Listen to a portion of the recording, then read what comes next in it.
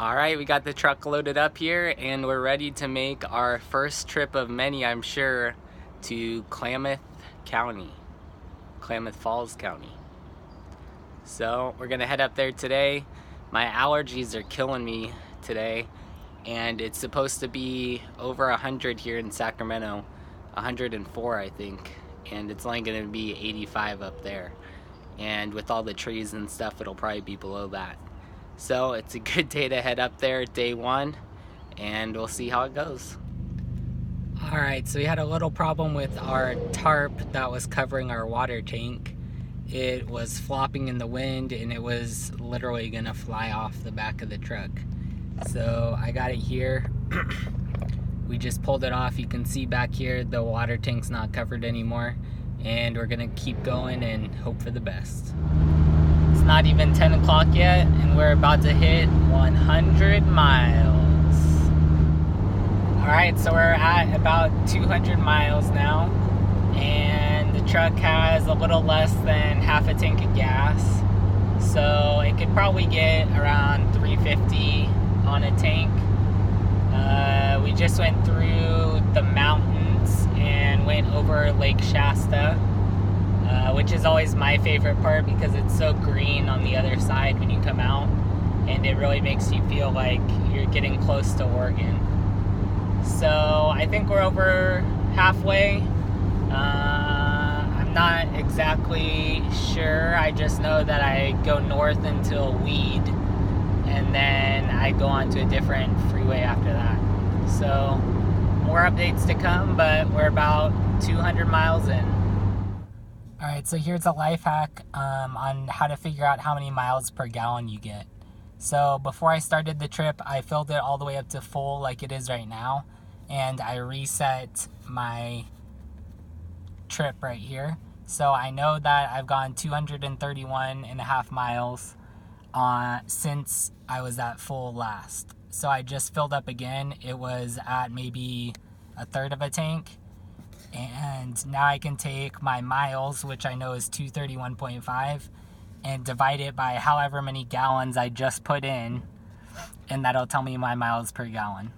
So I just did the math, and I'm at a little over 19 right now, which is pretty good because I have a lot of stuff in the back that I'm hauling, and we're going up and down the mountain and stuff like that. I do have a stick shift, and my truck is just a 4-cylinder. But I was thinking around 16 with all the stuff I have in the back, so 19 is pretty good. Alright, we just made it to Oregon. I filled up gas, and since then I've gone about 63 miles. We're pretty close to 300, but we just made it to Oregon. Alright, so I think we're going the right way now. I went down my street on the other side of it, and it looks like the neighbors blocked off the street, so you can't go down on that side. It's not really a street, I guess. It's more just a gravel road. But now I'm coming down the other side of the street, and we'll see if we can find the right property. So I think I found it, and there's a deer standing right in front of me, maybe 50 yards up there, basically on the street that I live on. So that's pretty cool. I am not 100% sure that I found the right place, but I'm probably 80 to 85% sure.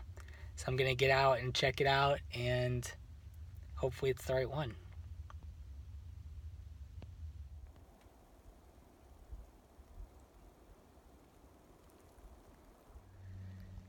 So I think I found it. I had to go pee really bad, and I think I was at my neighbor's property when I peed. So I might have peed on my neighbor's property.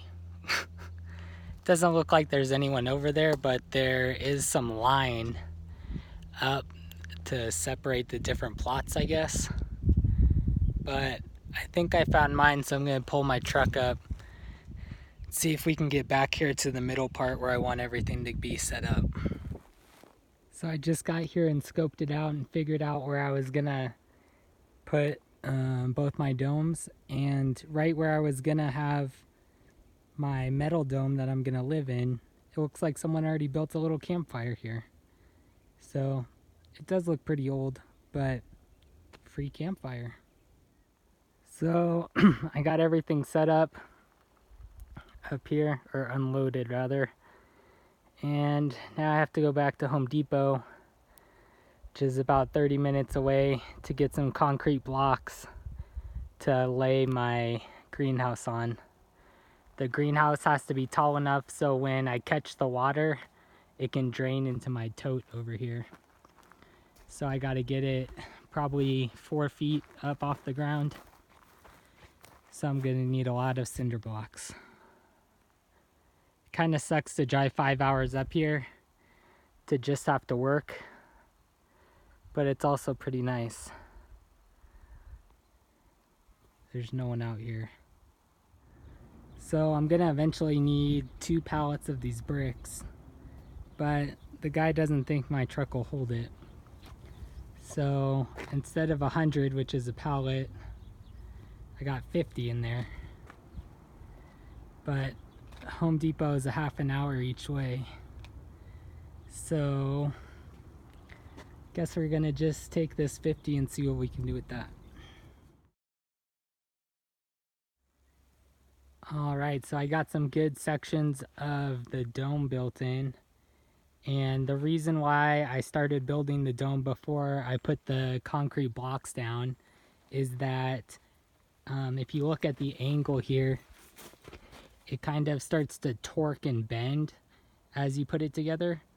And that could change where my perimeter poles are. So I wanted to make sure that most of the torquing and bending that it was going to do would already be done, so that when I set my perimeter blocks, it doesn't move that much more. And it's still pretty liftable right now. It's not too heavy.